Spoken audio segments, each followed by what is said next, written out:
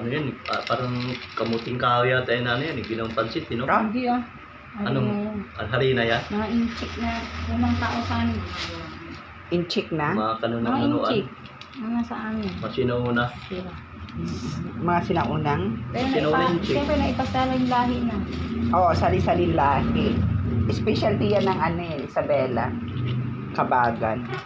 Pansit. Yung kape mo, hindi na. Pero iba ito sa ano ha, iba ito sa yung pansit bato. Sa bato naman, Bicol yun, di ba? Bicol naman yun. Galing naman sa lari yun. Galing sa Ha? Bulkan, bato. Galing sa, Bato. Lugar yun. Sa Bicol. si Bentot, kung ano-ano pinagsasabi. Di ba, kaya ang pansit bato kasi galing sa bato. Oo, bato, Ano naman, bato na pansit ano. kabagan, galing Ng kabagan. Alam mo, Ben, ay ibig sabihin sa amin ng kabagan. May kabag. Alam mo, tuktukan kita talaga. Grabe ka. Ayaw mo? May Ang kabag. kabagan ay isang lugar sa Isabela. Yes. Kaya tinawag na basig kabagan yung mga tao doon may kabag. Ano yun? Ayusin mo yung Kaya kanalitan. gansagan nga eh. Ano? Kaya Isabela yung mga, uy, Isabela nga. mga Bisaya ang kabag yan, kabag, kamagan. ang, Kabag. ang Isabela napunta lang sa Bisaya. Kaloka ka naman. Lahi mo na, south to north na. Hindi nga, ibig sabihin, naligaw yung Bisaya doon sa Isabela. Tapos yung mga anak niya, kinabag. Bansig na sila ng lugar doon na lahat ng pamilya, kabagan. Ay, gumawa siya. Isabela Gumawa siya kabagan. ng ano. Oo, totoo yan. Oo. Hindi naman pwedeng History. mag-history pangalan na ano. Tawag mo dyan. Historical na Kabag talaga. nga eh. Kabagan. Para yung ano ko naman, kapitid. Ay, kaklase ko. Bakit ba tinawag tong ano? Kabagan. Square part. Eh, Ay, ang kwadrado. gabaw hall. Ang gabaw hall. Gabal po. Kaya kasi karakagalang-galang may ari din dati. Eh, alam mo ng mayor yun eh. Kasi lagi siyang Galang-galang. nagbabaw. Ang gabaw. Ay, oo. Lagi siyang nakayuko daw. Nag-vlog naman si Siro. Hindi, yan yung ano, kabagan. Ma-vlog na ako niyan ha. Hindi ah. Nako, hindi tayo ano. Maka 1 milyon ka. Ay, di congratulations. Ay, i-mention ko yung mga barkada ni Benny dyan. Oo. Ay, Dito po yung kwento ng Pansit Kabagan according to Benny. Benny. Yung kabagan na lipat na Ng Bisaya. ng ano, Bisaya. Oo, from Ewan. Isabela, nilipat na sa Bisaya. Kaya tinawagan ng kabagan yan. Basag kabagan. Kinabagan yung isang pamilya.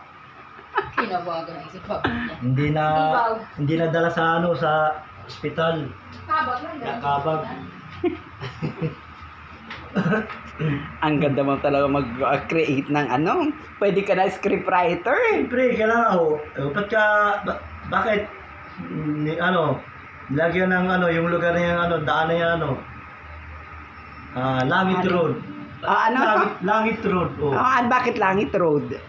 Eh, Hindi naman, ano ito dito? Langit Road ba ito dito? doon sa taas. Ayun dito sa baba. Ano ito, Golden Valley yan. Golden Valley Road yan? Golden Valley. Hindi. Ano yan? Letter P yan eh. P? Oo. Sino ba yung presidente Ay, na, nako. Akala ko ba magaling ka sa historical. Si, Sa historical. Yung taas, Langit Road. Langit Road. Ito dito, letter P. P? P. P? Peralta. Nako.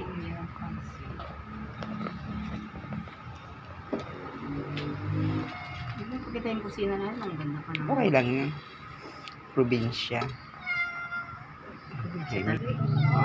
Luluto kami with matching pusa pa sa ilalim mo, di ba? Alright.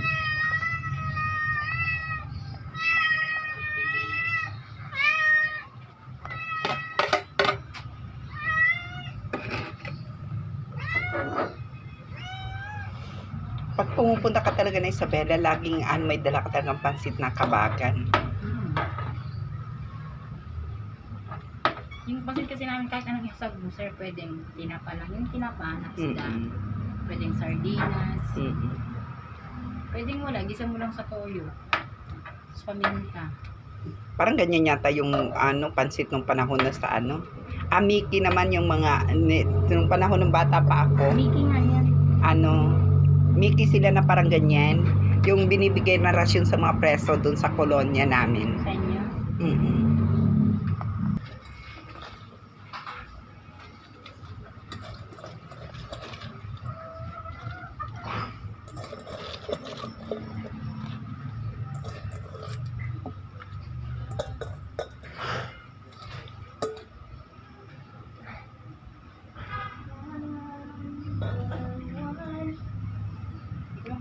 Tapos pag ganyan, hindi talaga kayo naglalagay ng ano, Na, yung kinchay. hindi. Mm. Sabihon? Ako kahit saan, anong bagay, may kinchay ako eh. Ganun na. Ano ko yun eh, pang Kasi appetizer. mga special nito, mayroon silang igado, abola-bola, karahay. Ha? So, Masyado ano na to, 100. magastos Pero yun. ang sarap dun saan. Pero hindi ko pa nagtitikman magkain sa labas ng ganito. Kala nga kain kami kapon, sa iba pala kami kumain. Yung parang dito lang din yung mga pizza-pizza din. Meron ito na yan. Hindi pa nga kumukulo.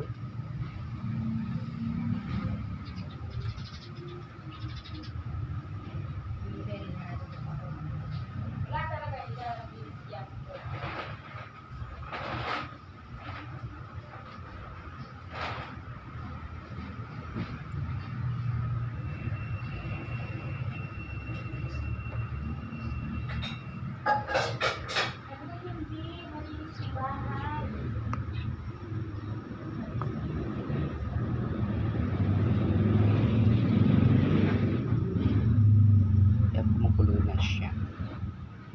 Ayan, kumukulo-kulo na.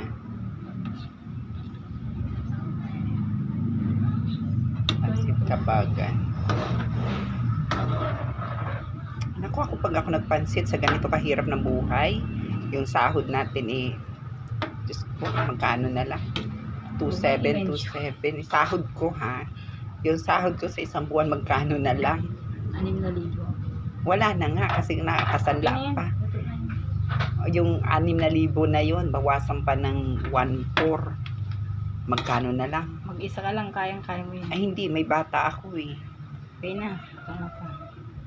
Kaya pag ganyan nagpapansit ako, nako, tama na yung Nor cubes, lagyan na isigisa sa sibuyas, bawang sibuyas, show sold na.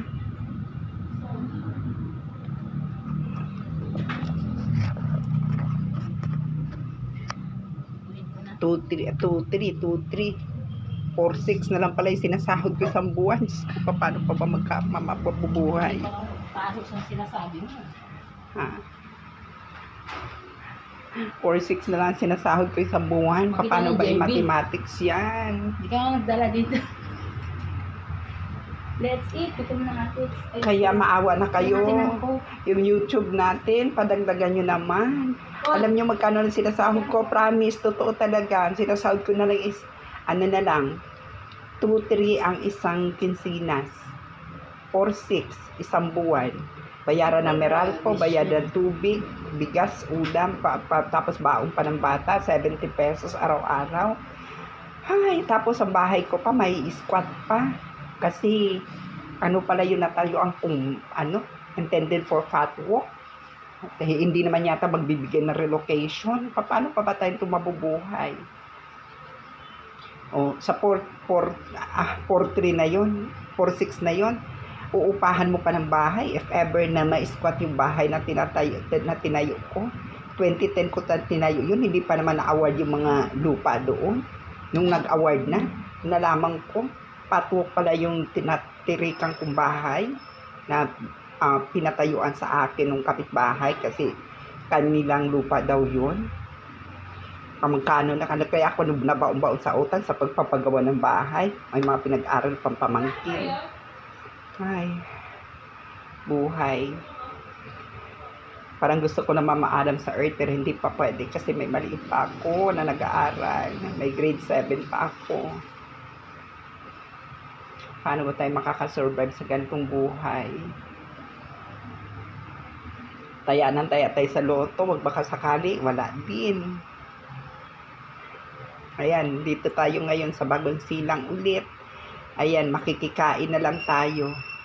Ako, pa sa sarili ko, ayan, ano lang ako, kain ng kain, pero nakikikain lang. Kasi wala kang pera.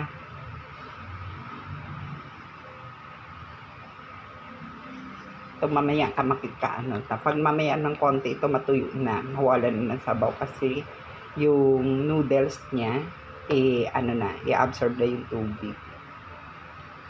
Ay, nako, pray na lang po. Sana naman ay hindi po matamaan yung aking bahay o hindi po ituloy yung patwalk na gagawin para hindi man ako mawala ng bahay. Wala akong bang upa ng bahay. Paano naman kasi, nag-apply ako dati sa NHA way back 2000, 2004 yata, yun. Nag-apply ako, sumulat ako, bibili ng unit, wala, deadma. Hindi pinansin, di sinagot yung sulat ko.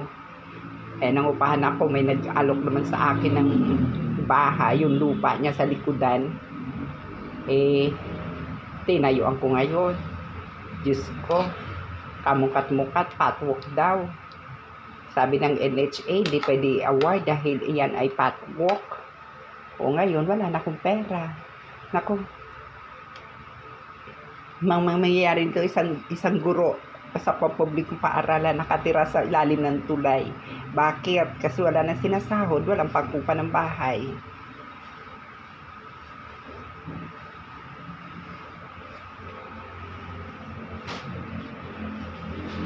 Sana naman kasi itong gobyerno naman kasi. Ano ba yung kwento ko rin sa pansit? Oo, hindi. Kasi nga, sabi ko kasi dito, nakikikain lang ako dito kasi nga wala na nga pambili kasi ba 4,300 na lang yung sahod ko. O ngayon, maalis pa yung bahay ko, may squat pa. Mukhang wala yata ibibigay na relocation ang local government. Tapos sabi ko, paano na lang? Nag-alala ka naman ng bonggang-bongga. Oo. Pinalala mo na naman lahat. Ay, natural. Hindi maiwasan, sabi ko, nako, isang government employee, isang teacher, mangyayari, nakatira sa ilalim ng tulay. Walang pang-upa. Paano pa ka-upa? 4,300, 4,600 na nga lang sahod sa buwan, natitirahan. Sa dami ng utang. Milyon, sa kakagawa ng bahay, utang-utang dito, utang doon. Mga papaaral, hingi dito, hingi doon ng mga pamangkin. Mga apo. Yan. Kaya baong-baong tayo sa utang. Ay, kaya uwi yung si ano? Sino? Yung pamangkin. Sino pamangkin ko? Sino pamangkin ko? Si ano yung doon sa Si Maribeth. June 24 daw. Kain na tayo. Hindi pa, may masabaw pa siya. Oh. Hindi, okay lang yan. Kinakain niya yan sa bon. Oo nga. Pag natuyo-tuyo na siguro. Ano? Masabaw yan talaga. Hindi ko yung minuto. Talaga.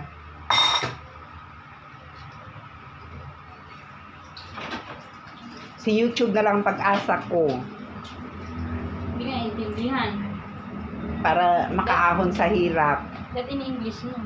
Ay, hindi rin. Yung mga viewers mo ang Usually, pag-asa mo. hindi, oo naman. Viewers naman talaga. Nasa kanila naman Viewers talaga. and the followers. Followers. Natural, pag walang followers. Hindi, kahit naman hindi followers, nag-view pa rin eh. So, sila na rin ang nagiging tangi kong pag-asa upang ako'y maiahon sa kahirapan. O, mga viewers yan ha. Okay, so sige, hanggang dito lang. Kakain muna kami. Paalam.